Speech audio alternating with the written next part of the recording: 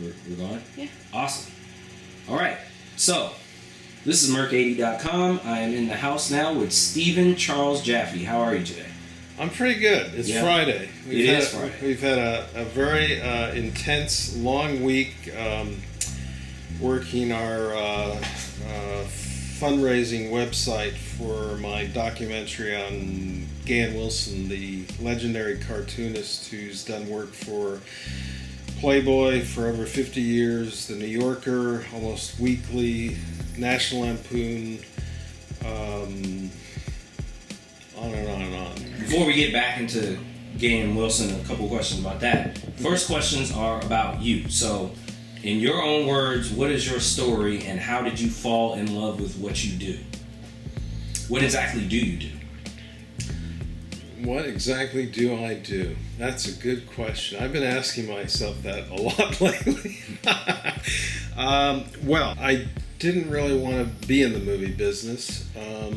I actually was majoring in linguistics at USC. The Vietnam War was going on at the time, and I was getting closer and closer to getting drafted, and so I made it my point to try to get through college as fast as I could.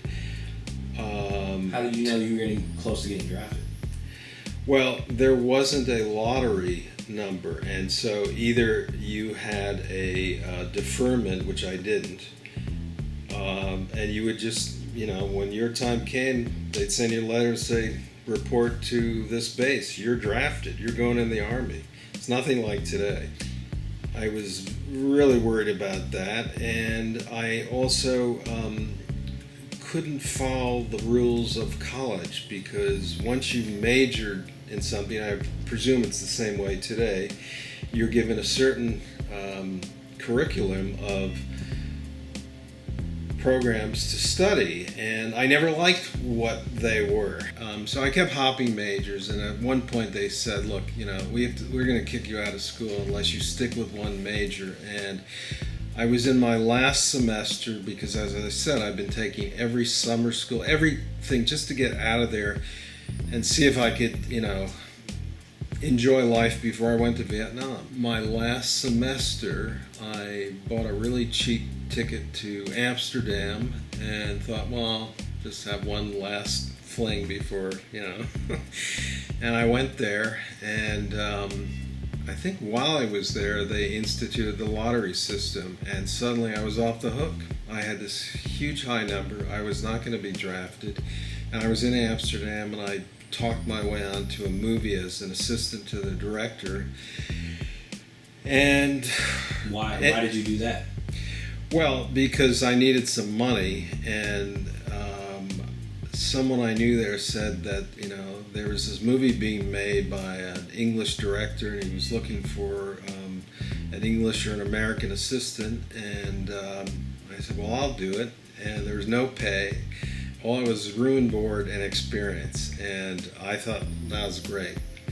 So I stayed there, and through a lot of weird things that happened on the movie, insurance claims, accidents, all that, I ended up spending a year there and never went back to good old SC, and was introduced by this director to Roman Polanski and to Bernardo Bertolucci, who were two director heroes of mine, and there were possible offers to be their assistants, and I thought, wow, look at this. Didn't even graduate from film school, and I'm already in this profession, so I thought that was pretty cool. And around when was this? 1972, something like that.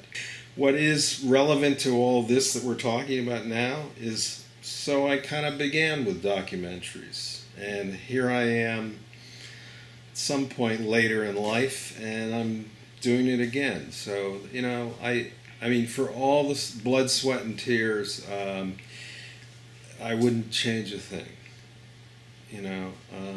It's very hard to live your life if you regret, things that you did or things that you want to do. It's just, we're in a time when things happen so fast, and you've got to just trust your gut instincts and go with it and hope for the best. But I've learned a lot of philosophical things from Gan Wilson, and at one point I said to him, "So, what do you attribute success to as an artist? What do you need?" And he said, "Well, obviously you need talent and you need drive."